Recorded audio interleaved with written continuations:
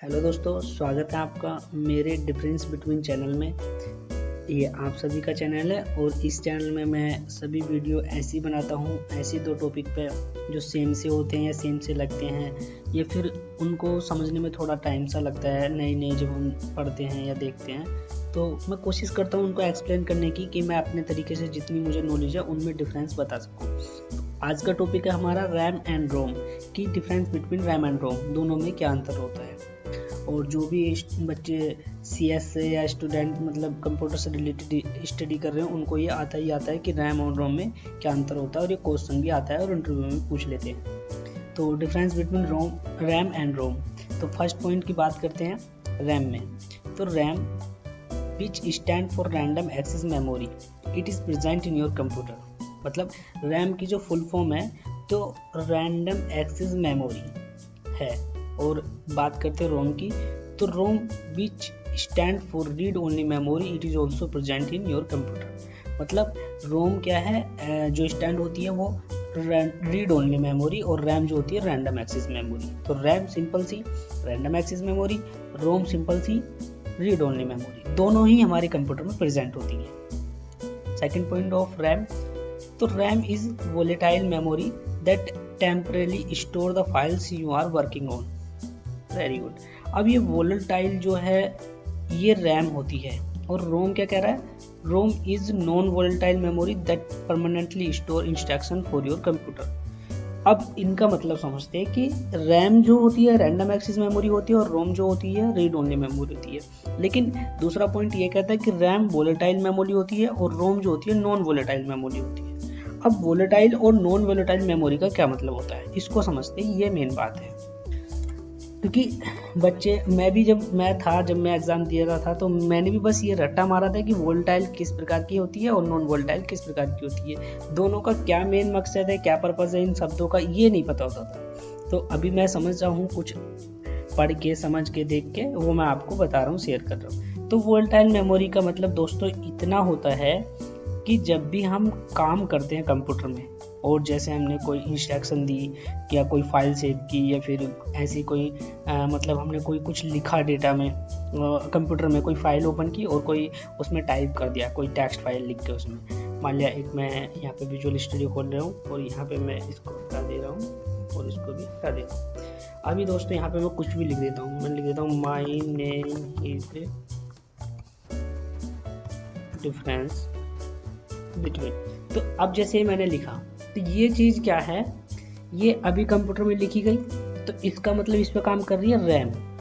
Volatile का मतलब ये होता है हमारी इंफॉर्मेशन जब तक सेव रहेंगी कंप्यूटर में, जब तक हमारा कंप्यूटर ऑफ नहीं हो जाता है, बंद नहीं हो जाता।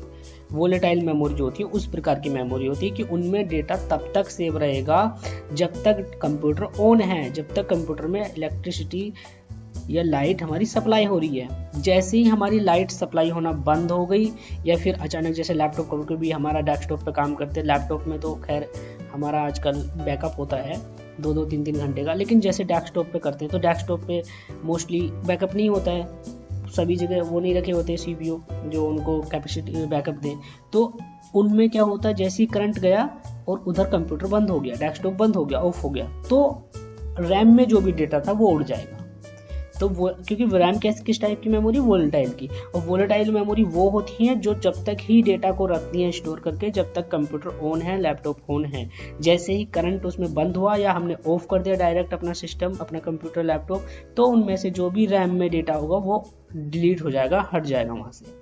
तो वोलेटाइल मेमोरी का ये सीधा सा मतलब समझ गया दोस्तों कि वोलेटाइल मेमोरी का ये मतलब है कि उनमें डेटा जब तक सेव रहता है, जब तक हमारा सिस्टम, डेस्कटॉप, लैपटॉप ऑन है, जब तक उसमें इलेक्ट्रिसिटी सप्लाई हो रही है।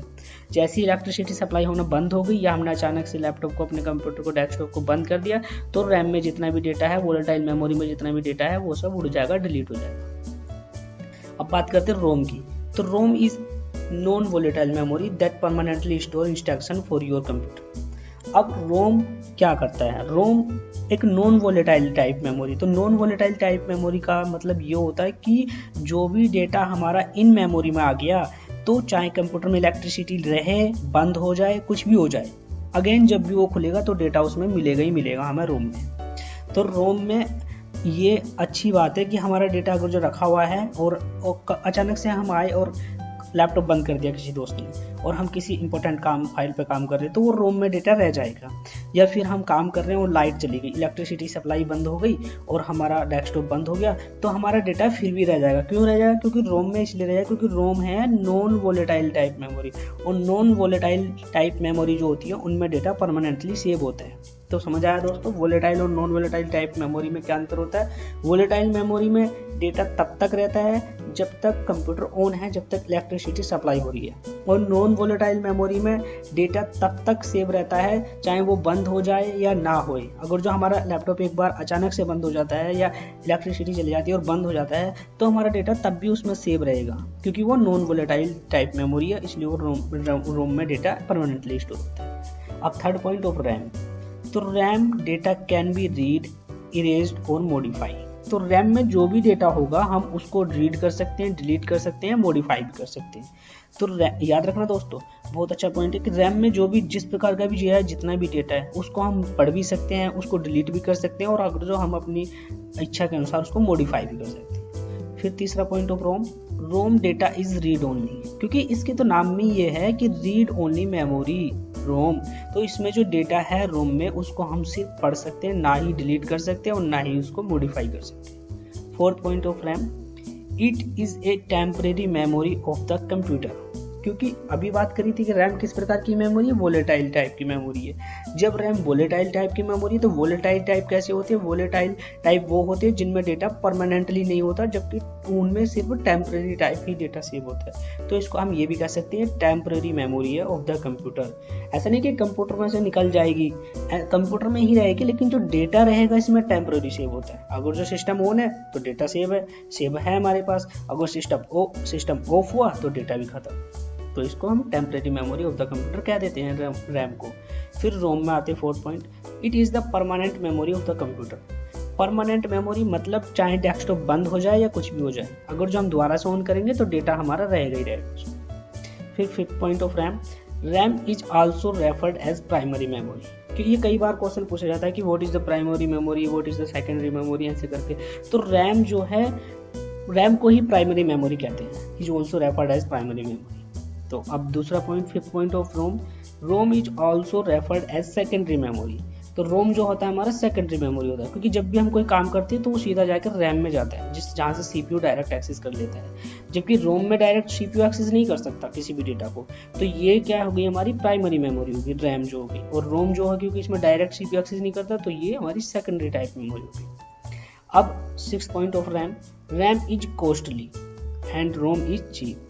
मतलब रैम जो होती है वो महंगी होती है, मेमोरी बहुत ही महंगी मिलती हैं, और रोम जो होती है वो बहुत सस्ती मिल जाती है कंपेयर देन रैम। अब 7 पॉइंट ऑफ रैम, तो 7 पॉइंट कह रहा है कि CPU can access data stored on RAM. मतलब CPU जो है, जो भी रैम में डेटा है उसको एक्सेस कर सकता है सीधे सीधे, बिना किसी झंझट के, बिना किसी प्रॉब्लम के। रैम में जो डेटा है उसे CPU एक्सेस कर सकता है। 7 point of data to be copied from ROM to RAM so that CPU can access its data. मतलब अगर हमें डेटा एक्सेस करना है तो रैम में से डायरेक्टली CPU के अकॉर्डिंग हम डेटा कर सकते हैं, लेकिन रोम में से CPU डेटा एक्सेस नहीं कर सकते। उसके लिए रोम में से रैम में डेटा करना पड़ेगा, तब हम रोम वाले डेटा को एक्सेस कर पाएंगे CPU से, क्योंकि वो पहले कॉपी हो चुका है रैम में। फिर नीचे कह रहा है the data stored in ROM is used by CPU only when it is transferred to ROM. Same point है कि रोम में से हम डेटा एक्सेस नहीं कर सकते, रैम में से डेटा एक्सेस कर सकते हैं CPU से। और अगर जो हमें रोम का डेटा चाहिए CPU से एक्सेस करना है रोम का, तो रोम के डेटा को रैम में कॉपी करेंगे और उससे हम CPU से एक्सेस कर सकते हैं। 8 point of RAM, large size with higher capacity. इनके जो बड़े साइज होते हैं, जो मतलब रैम जो होते हैं बड़े साइज होते हैं और हायर कैपेसिटी, मतलब महंगी भी होती है और साइज में बड़े होते हैं। 8 point of ROM, small size with less capacity. मतलब इसमें क्या होता है, स्मॉल साइज होते हैं और लेस कैपेसिटी होती है।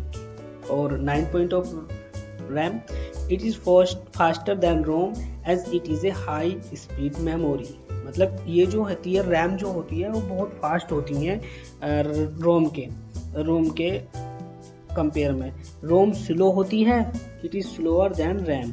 रोम जो होती है स्लोअर होती है रैम से, और रैम जो होती है बहुत फास्टर होती है रोम से स्पीड में। अब इनके काफ़ी टाइप भी होते हैं, जैसे टाइप बात करें पहले रैम की, तो रैम के कई टाइप हैं, जो एक दो टाइप हम देखेंगे यहाँ पे फिलहाल। तो type D RAM, S RAM, D RAM, S RAM. तो डी रैम का मतलब क्या हो गया, dynamic random access memory, static random access memory. तो अगर जिनको याद करना है तो रैम तो हमें, रैम का तो फुल फॉर्म हमें पता ही है दोस्तों, रैंडम एक्सेस मेमोरी। अब डी और आर है, तो डी का मतलब हो गया डायनामिक और एस का मतलब हो गया स्टैटिक। तो सिंपल ये सब देखने की जरूरत नहीं है मैं कि इतना बड़ा क्या लिख रहा है, हमें बस रैम की फुल फॉर्म याद रखनी है और इधर भी रैम की फुल फॉर्म याद रखनी है। डी से डायनामिक है और एस से स्टैटिक है, तो वही जोड़ देना, dynamic random access memory, static random access memory. अब टाइप बात करते हैं, टाइप ऑफ रोम। तो टाइप ऑफ रोम भी काफ़ी हैं, जैसे यहाँ पे पहले बात करें P ROM, E P ROM, E P ROM, ये हैं ऐसे करके। अब इनकी स्टैंड भी, इनको परफॉर्म भी किया हुआ है मैंने इसमें, प्रोग्रामेबल रीड ओनली मेमोरी।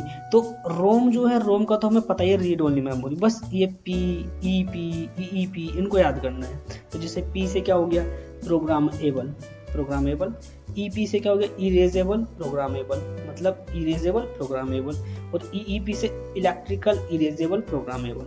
मतलब इससे याद करोगे पी को प्रोग्रामेबल, तो ये यहाँ पे आ जाएगा, यूज हो जाएगा, बस वही होता है। तो दोस्तों ये difference between ROM and RAM and ROM था।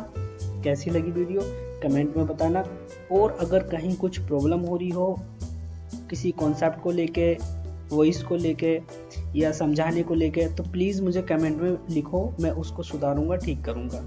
और दोस्तों ये अपना चैनल है डिफरेंस बिटवीन, इसको शेयर करो, सब्सक्राइब करो, इसको इसमें जितनी वीडियो डल रही हैं स्टडी से रिलेटेड हो या आपकी नॉलेज से रिलेटेड हो, प्लीज़ उन्हें लाइक करो, उन पर कमेंट करो, सुझाव दो, और चैनल को सब्सक्राइब करो, और दोस्तों के साथ उसे शेयर करो, जिससे ज़्यादा से ज़्यादा मुझे थोड़ा ये मिले कि दोस्त मैं कुछ काम कर रहा हूँ तो आप भी थोड़ा बहुत मेरी मेहनत का फल मुझे दे दो दोस्त।